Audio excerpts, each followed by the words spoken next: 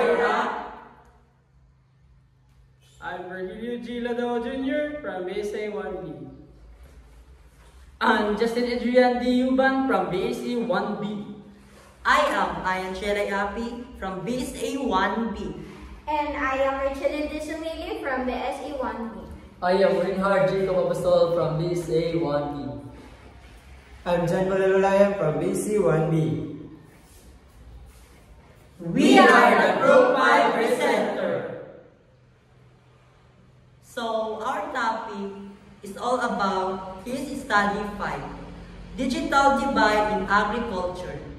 Overview.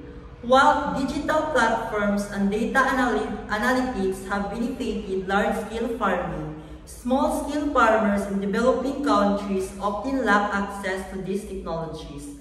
This has widened the gap between prosperous and struggling farmers, creating economic and social inequalities. Here's the discussion questions.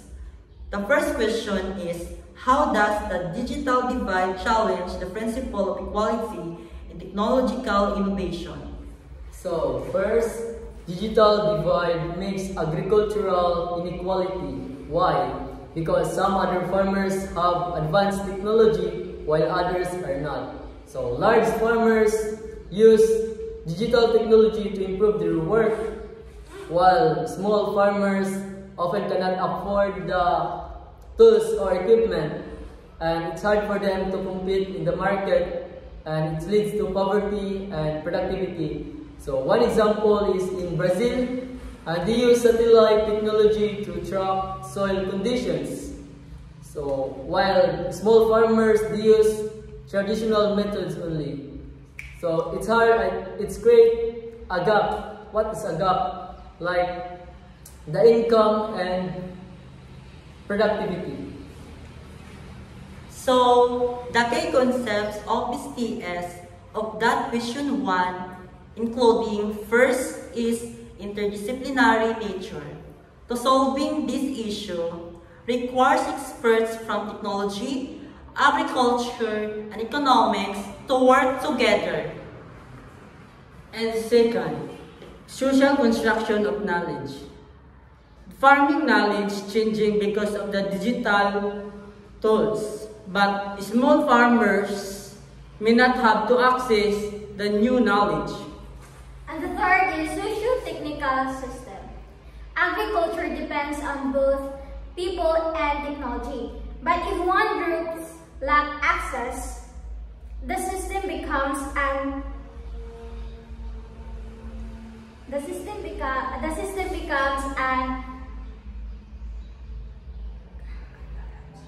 unbalanced. And the fourth one is a technoscience, because science and technology shape farming, but when only a large farm benefits, it loses equality. And the fifth is the risk and ethics. The risk is that small farmers will be left behind, making farming even less fair. And here's the second question. What steps can be taken to ensure all farmers benefit from digital agriculture tools? So, for that answer, question 2, governments and companies first should create local farming apps. Second, provide free digital training. And lastly, offers financial supports to small farmers. Small tools like SMS-based farming advice can help those without internet access. One example for this is, in India country, HUPAL systems gives farmers market prices and weather updates through village computers, helping them make better decisions. And the key concepts of STS of that question 2 is public understanding of science, because farmers need easy to understanding training to use digital tools for effectively. The second, the policy application. Government must make policies that are, for example, provide financial support and helps and training for digital farming. And the third is historical context. In the past, farming was manual. Then machine changed it. Now digital tools are bringing another by change. And the fourth, global perspective. In the rich country, digital farming is common. But the poor country, many farmers still lack of basic tools. And the last is socio-technical imaginaries. The future farmers should include all farmers, not just only large businesses. And here's the third question.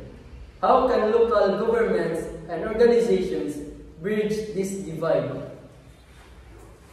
Government can improve rural internet access, offer free training, and provide subsidies. And also organization can work with farmers to develop technology that fits their needs. Example, in Africa,